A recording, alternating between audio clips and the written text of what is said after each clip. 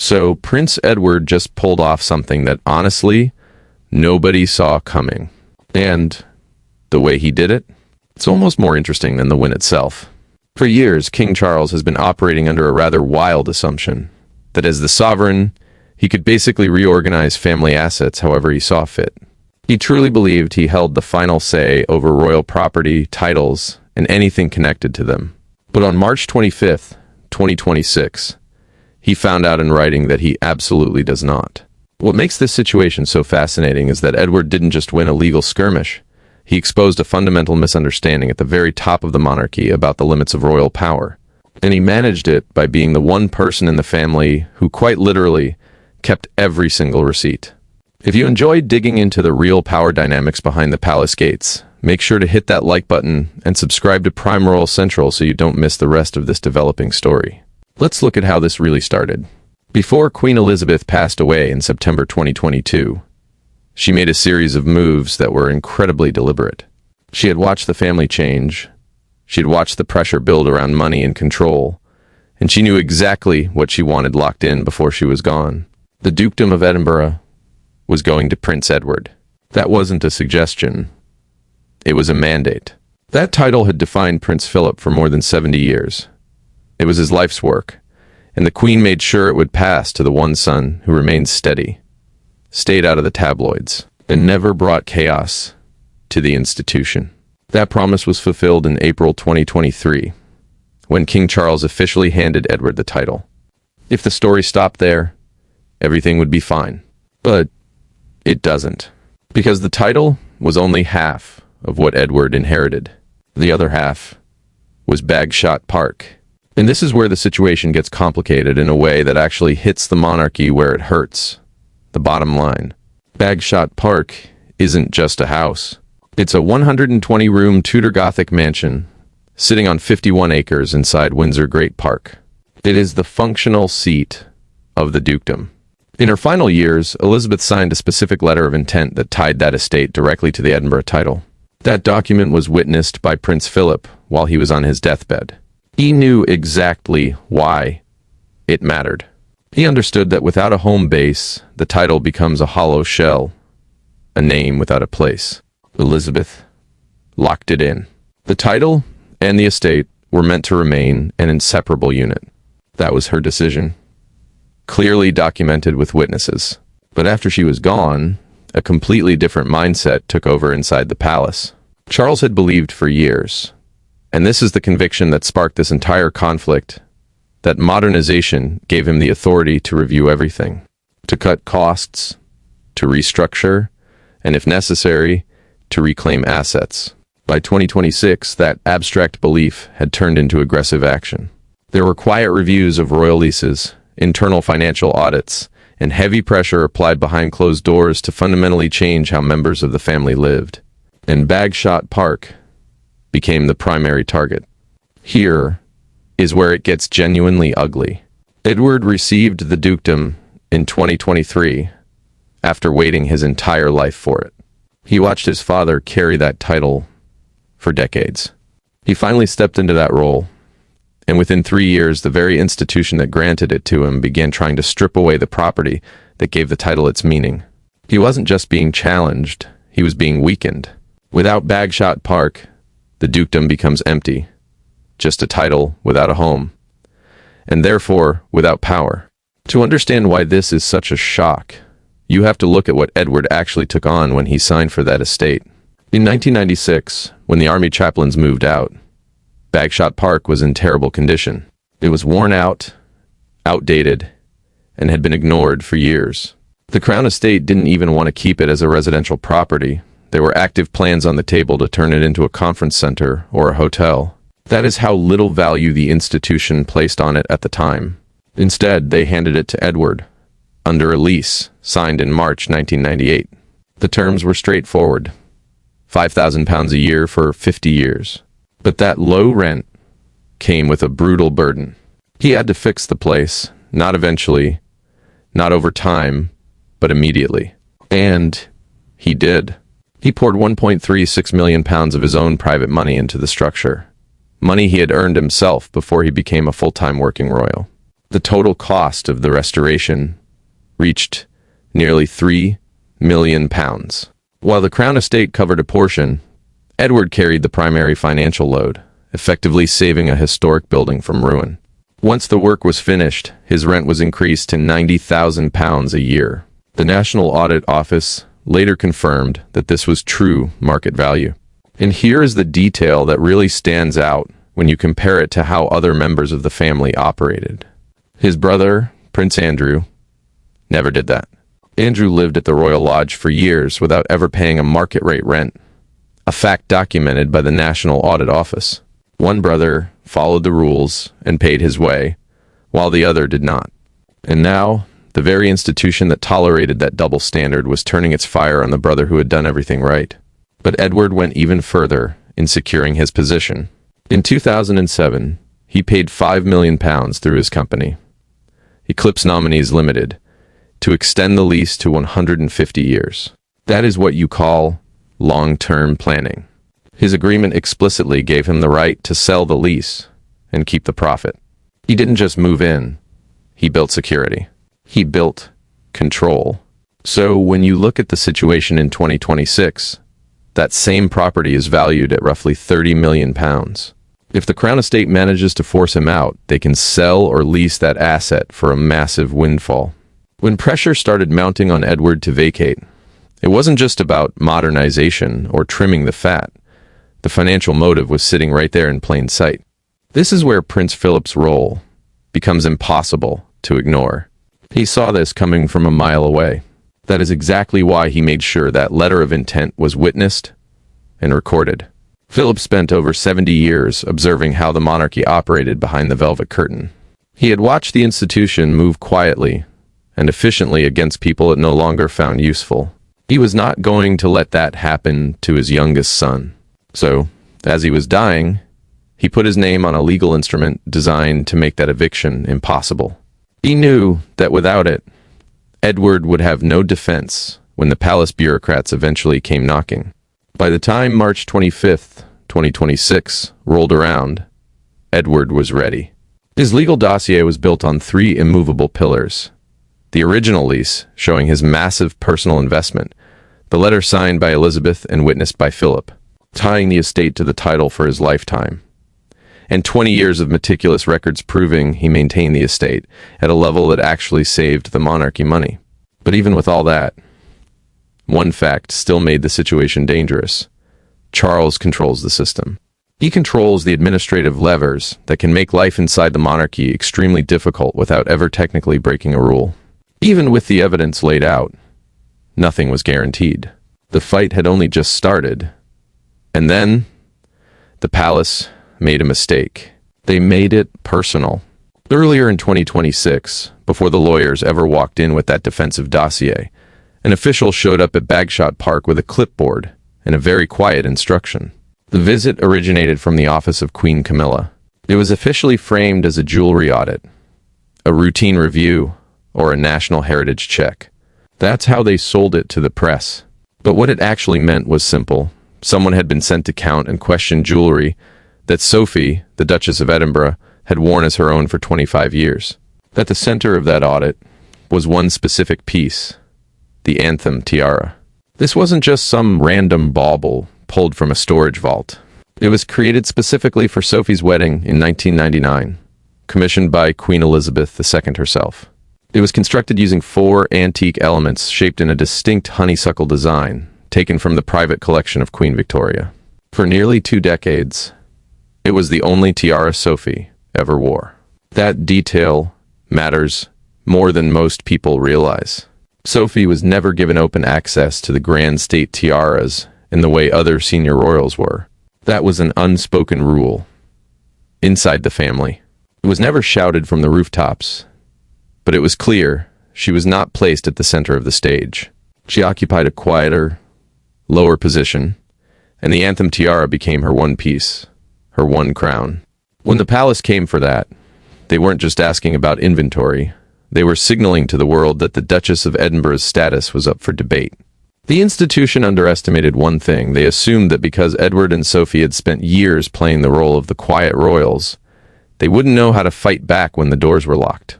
They were wrong. And what happened when Edward finally opened that legal file in front of the king's representatives is going to change the power balance of the monarchy forever. If you want to know what happens when those documents hit the table and how the king reacted when he realized he had been checkmated, stick with us. Like this video and subscribe to Prime Royal Central. Now watch this, because this is where an administrative review transformed into an outright war for the core of the royal legacy. Take away that piece of history, and Sophie is left with nothing. The argument coming out of Queen Camilla's office was wrapped in slick legal phrasing, but the underlying message was sharp and undeniable. Because the anthem tiara contained gold and antique honeysuckle elements dating back to Queen Victoria's era, palace lawyers began arguing that it should be formally classified as crown property. That meant one thing. It had to be returned to the Central Royal Vault, held under central administration, and issued out only by official request. The reality behind that paperwork was brutal.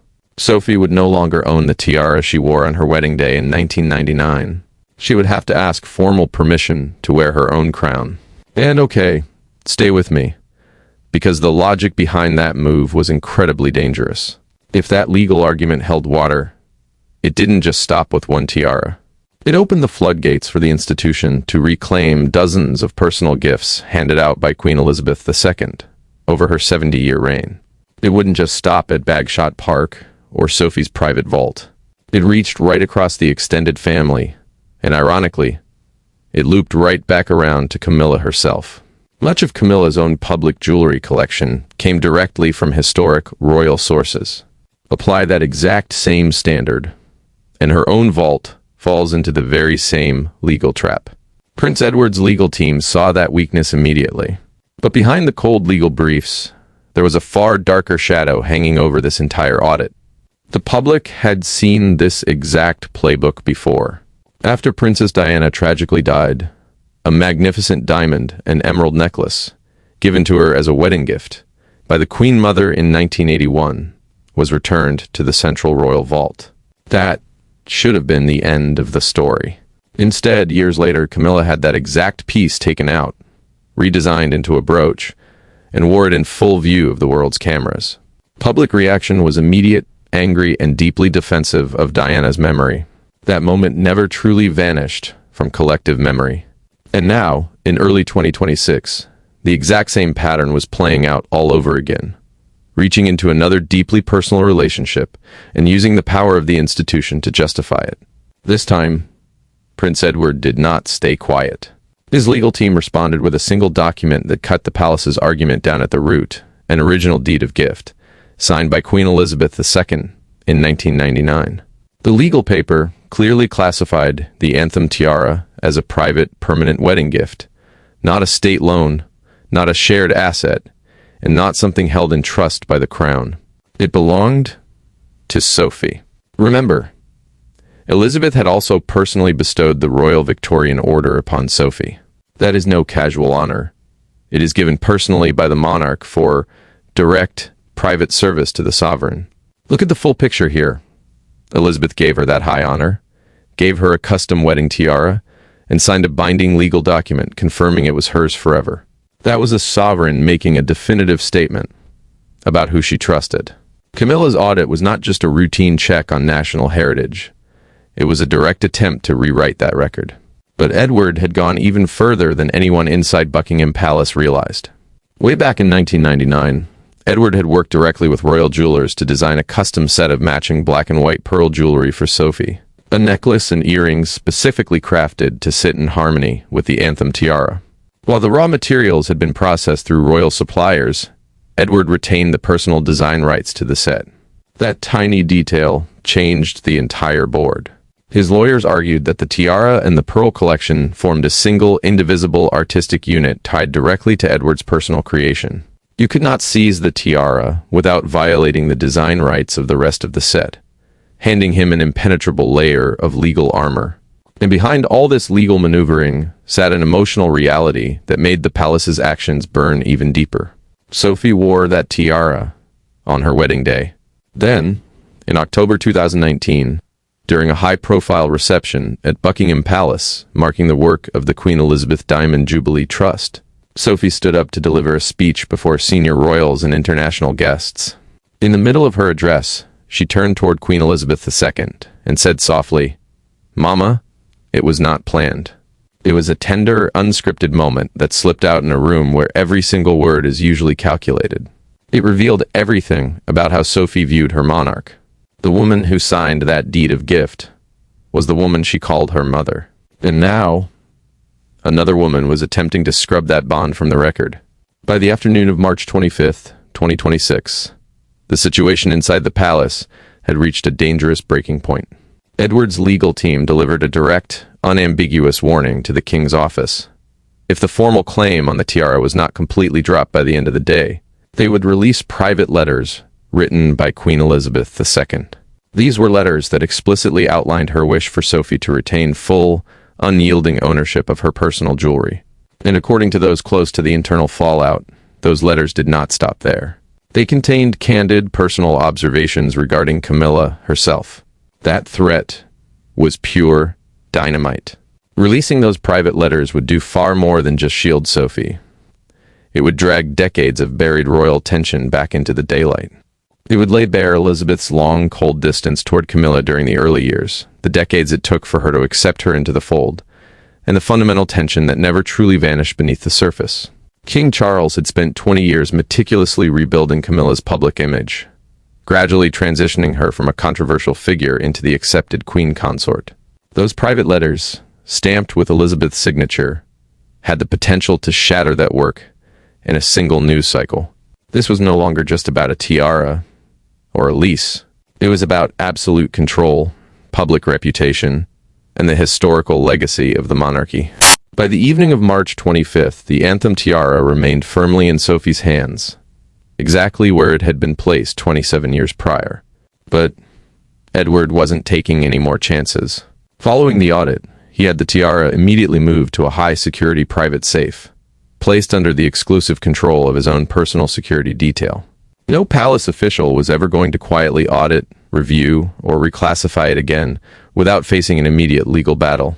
Edward had drawn a line in the sand, the warnings were delivered, and the palace administrative machine was backed straight into a corner.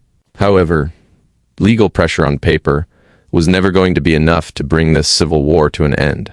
What came next moved out of the hands of lawyers and became intensely personal, and it walked straight through the door in the person of Princess Anne. By late afternoon on March 25th, the battlefield shifted from corporate law offices into a private drawing room inside Buckingham Palace. When Princess Anne walked into that room, the air completely changed. There was no polite small talk, no diplomatic soft openings, and zero effort to smooth over what was about to happen. She went straight for the throat. To understand why Anne's intervention carried such devastating weight, you have to look at how her relationship with Sophie had evolved over the preceding years. Anne and Sophie were not always close allies. As recently as 2021, anyone watching the family closely could see that Anne kept her distance. Anne does not fake affection. If she doesn't feel it, she doesn't pretend.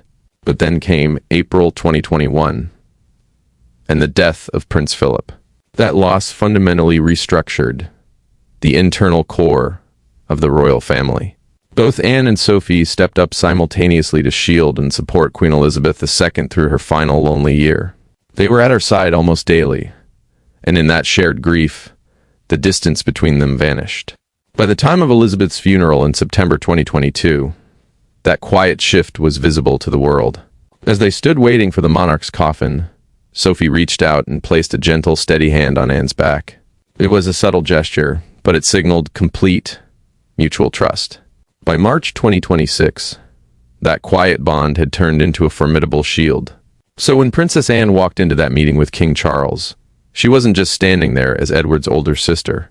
She was standing there as the executor of their mother's true legacy. She told Charles directly that if he allowed this attempt to continue, if he permitted private gifts granted by their mother to be picked apart, reclassified, or seized, then the word of a reigning monarch would mean absolutely nothing. Then she delivered the line that halted the room cold. If our mother's signature on a lease or deed of gift is not worth the paper it's written on today, then your signature will be worth even less tomorrow. Anne went straight for the structural foundation of the crown. The king's entire authority rests on the fundamental trust that his word is binding. That trust doesn't start the day he is crowned. It is built on the unbroken promises of every monarch who came before him. Break that chain, and you dismantle the credibility of your own reign.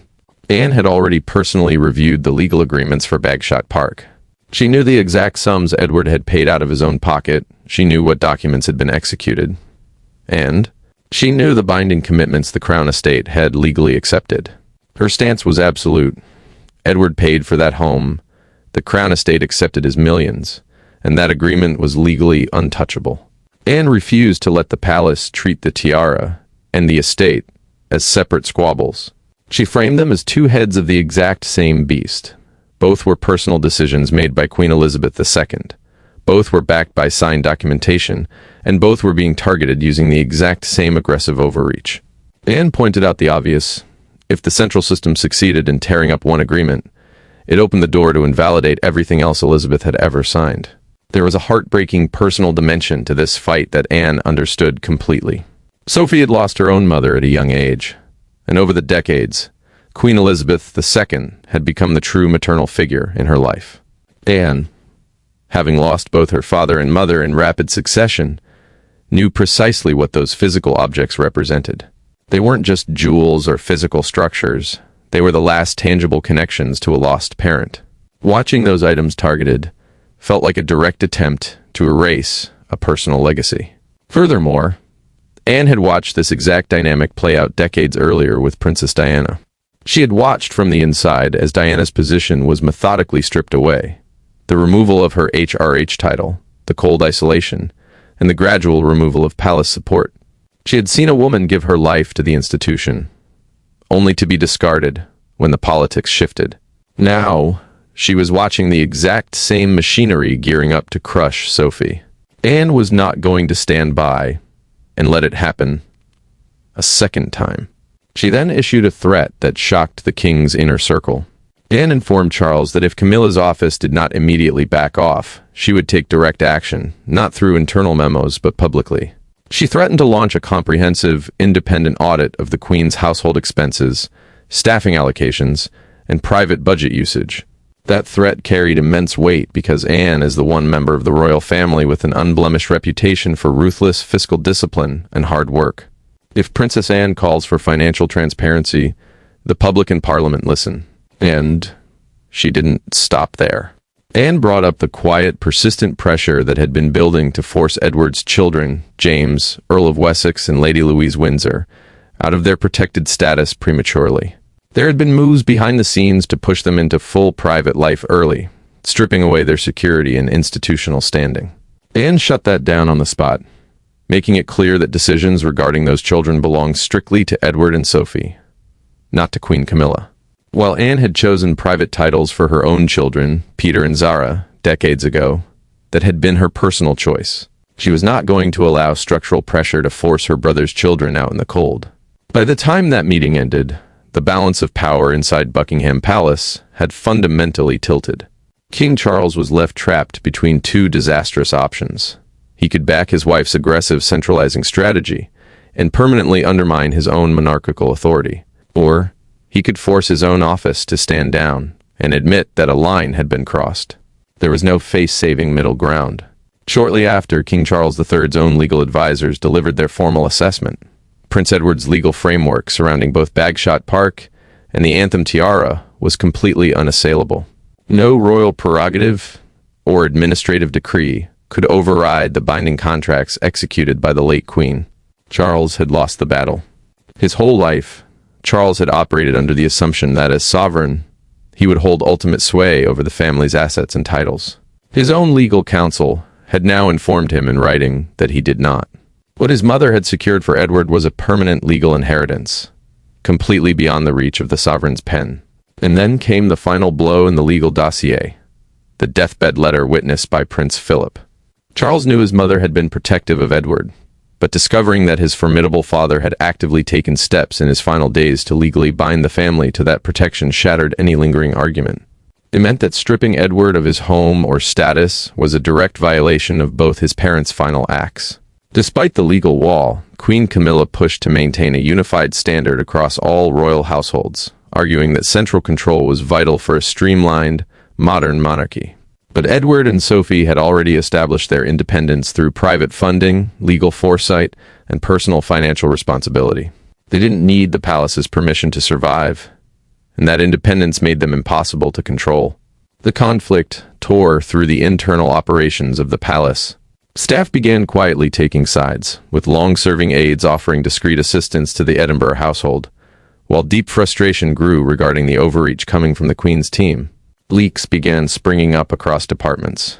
Private documents, meeting notes, and internal memos were suddenly sitting dangerously close to public view. The palace's legendary curtain of secrecy was fraying from within. One senior insider summarized the disaster plainly: the king is being led into a minefield. He is being forced to choose between his wife's demands and his mother's final decisions. There is no outcome here that does not damage the crown. Outside the palace walls, the optics were even more toxic. With the public facing economic pressures, the image of a newly crowned king attempting to evict his quiet, hard-working brother from a home that the brother had personally paid millions to restore would have destroyed the reign's credibility before it even fully began. Recognizing the legal dead end, Charles attempted to bypass the lawyers. He wrote a personal handwritten note and sent it directly to Bagshot Park, asking Edward for a private, family-only meeting to put the matter to rest. It was the move of a man who knew the law was against him. But Edward's response closed the door for good. He formally declined to meet, unless his entire legal team was present in the room. The days of playing the accommodating younger brother were over. Edward was acting as a man protecting his life's work and his family's future. Late on the evening of March 25th, 2026, the white flag was raised. A formal, terse memorandum was issued from the office of the Master of the Jewel House, directly to Sophie, Duchess of Edinburgh. It contained no emotion, no warm language, and no formal apology. It simply stated that the Anthem tiara would remain under her exclusive, permanent private ownership. At the exact same time, the administrative review into Bagshot Park was quietly abandoned. The official public framing claimed the decision was made in recognition of the Edinburgh household's exceptional stewardship of the estate. But inside the palace corridors, everyone understood the truth. The king had been forced to back down. Everything Prince Edward held, his title, his 150-year lease, and his wife's heritage, stood exactly where Queen Elizabeth II and Prince Philip had placed it. That formal note now sits permanently in the royal archives. Decades from now, when historians read that file, the record will be absolute. A claim was made by the crown, it was legally smashed, and the institution was forced to concede in writing. Yet, this victory did not bring peace. The fracture between King Charles III and Prince Edward is complete. The personal warmth is gone, replaced by a cold, strictly formal relationship limited entirely to official state duty. The public will continue to see synchronized appearances and polite smiles at formal events. But behind closed doors, the truth is permanent. One brother had to hire lawyers to defend his inheritance from the other. The power structure of the British monarchy has fundamentally changed.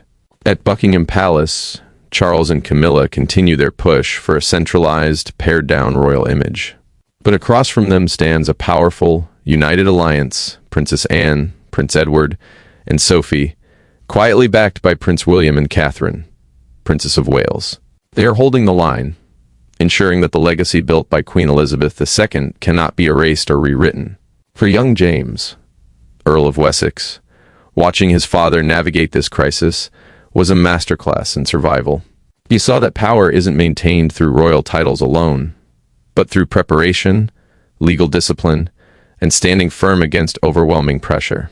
When he eventually inherits the Dukedom of Edinburgh, he will carry it with a cold understanding of the institution, that the system which grants you a title can just as easily try to take it back.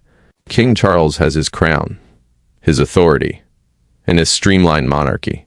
But he no longer possesses the trust of the brother who served the crown quietly for decades, paid his own way, and asked for nothing more than to keep what his mother gave him. That loss won't show up on a royal balance sheet, but its impact will ripple through the monarchy for generations to come. If you found this deep dive into palace dynamics insightful, make sure to like this video and subscribe to Prime Royal Central right now for more unvarnished coverage of the royal family. Thank you for watching, and we'll see you in the next investigation.